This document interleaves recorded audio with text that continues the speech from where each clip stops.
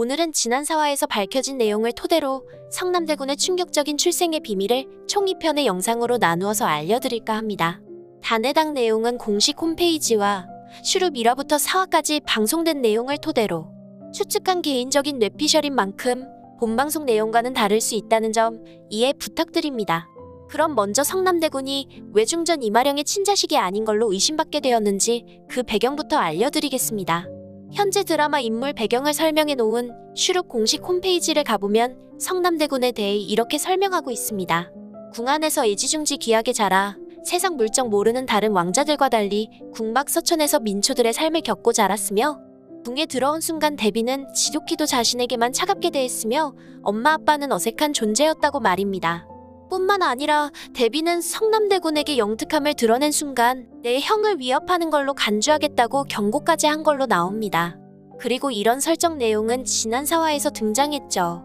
성남대군이 과거 대비와 있었던 일을 회상할 때 말입니다.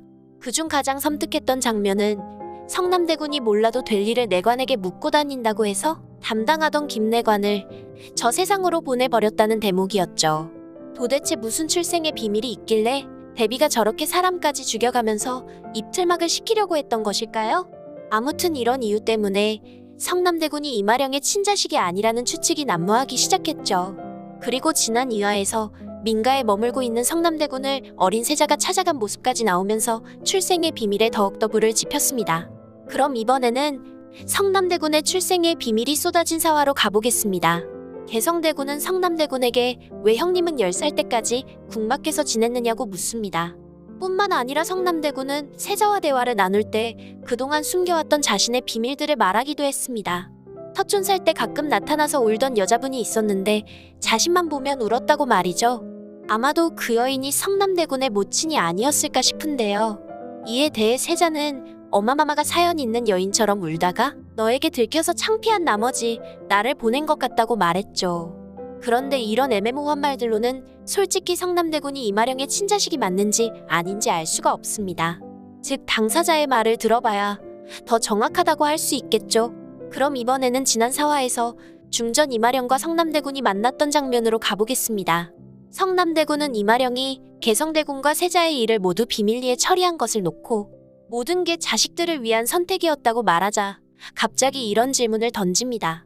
자신이 어렸을 때 홀로 사가에서 자라게 된 것도 어머님께서 저를 위한 선택이었냐고 말이죠. 이에 중전 이마령은 당황한 듯 잠시 머뭇거리다가 이렇게 말을 했죠. 낳자마자 휘덩인 너를 빼앗겼어. 그땐 나도 너무 어려서 널 살릴 기회는 그 방법밖에 없는 줄 알았어? 라고 말입니다.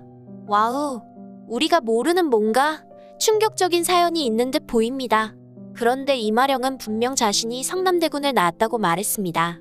그리고 이게 거짓말이 아닌 사실일 경우 왜 이런 일이 벌어졌는지 예측이 안 되는 부분이죠. 그래서 여기에 대한 내용을 다음 영상에서 준비했습니다. 중전 이마령이 왜 성남대군을 민가에 보내 자라게 했고 왜 성남대군은 마치 남의 자식처럼 살아야 했으며 대비는 왜 이런 비밀들을 감추기 위해 내관까지 죽여야 했는지 말이죠.